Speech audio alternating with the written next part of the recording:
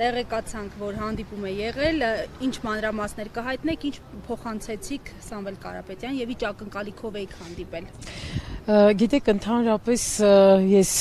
ամբողջ օրը մշակույթով զբաղված, ուսանողներով զբաղված, երբեք չէի մտածի, որ նաև կմասնակցեմ նման առիթների, բայց երբ քաղաքականությունը գալիս է քո ետևից, արդեն դու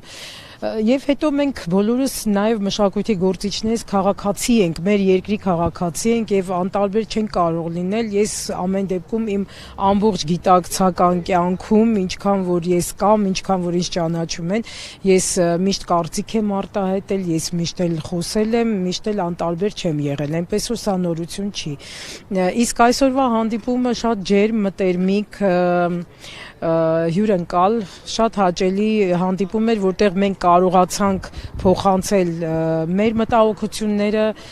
պարոն Կարապետյանը նաև ներկայացրեց որոշ կարևոր հարցեր, որոնք նաև մեզ համար են կարևոր, այսինքն դա դեմոգրաֆիկ շատ ինձ համար շատ կարևոր դա հարց է մեր երկրի դեմոգրաֆիկ պատկերը ապագայում ինչ է լինելու եւ սա շատ մտահոգող կարևոր հարց է նաև այդ ծրագրերը, որ 300,000 ճակերտավոր հարևանի հետ կապված են, ինձ շատ մտահոգում են, նաև կապված են դեմոգրաֆիայի հետ եւ ինչու այդ հարցը պետք է ընդհանրապես լինի, երբ մենք չենք խոսում 600,000 հայի մասին, ովքեր ապրում էին այնտեղ եւ կոտորվեցին եւ մինչ օրս շարունակվում է մշակութային ջարդը, մինչ այսօր շարունակվում է խաղաղության մասին, այսինքն ոչինչ չենք տեսնում խաղաղության մասին, դա զուտ խոսքեր են, չգիտեմ, պատմականորեն մենք պետք է միշտ զգոն լինենք նման հարևանների հետ, որտեղ նման հարևաններից մենք երբեք խաղաղություն չենք սպասել, երբեք, այնպես որ սա շատ կարևոր է, նաև խոսեցինք մշակութային հարցերից,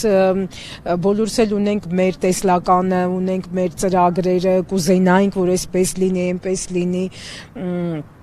այդ հարցերը կարևոր են, ճիշտ է, այս պահին միգուցե շատ կարևոր չեն, բայց ապագա ղեկավարի համար այդ հարցերի նշմարումը նաև ինչ որտեղ ապագա ծրագրերի հետ կապված է եւ այո, որոշ առաջ բերած հարցեր ես նկատեցի, որ այո, սպասվելի են եւ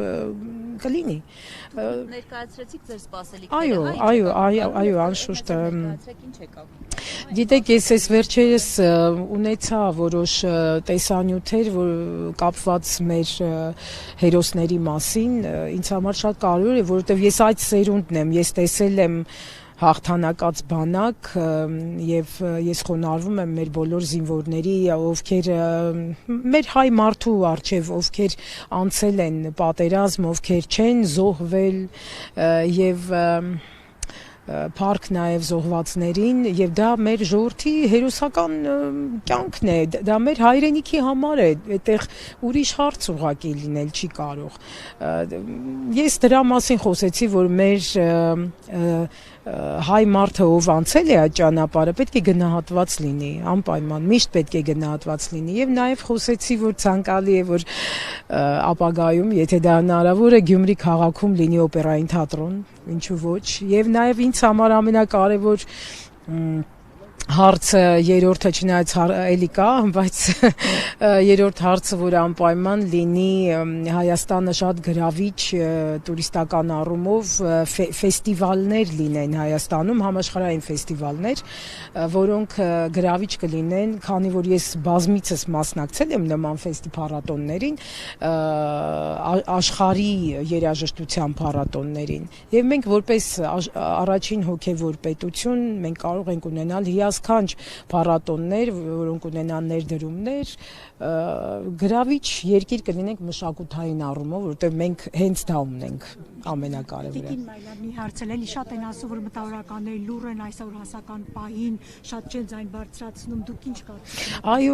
Այո, իհարկե չեն բարձրացնում, որովհետև ընդհանուր վախի մթնոլորտը մեզ շատ է խանգարում։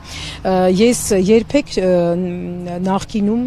չեմ ունեցել խոսքի խնդիր, երբեք չեմ ունեցել։ Ես միշտ խոսել եմ, միշտ եթերներում, լրագրողների համար, միշտ իմ մտահոգությունները ազատ կերպով կարողացել եմ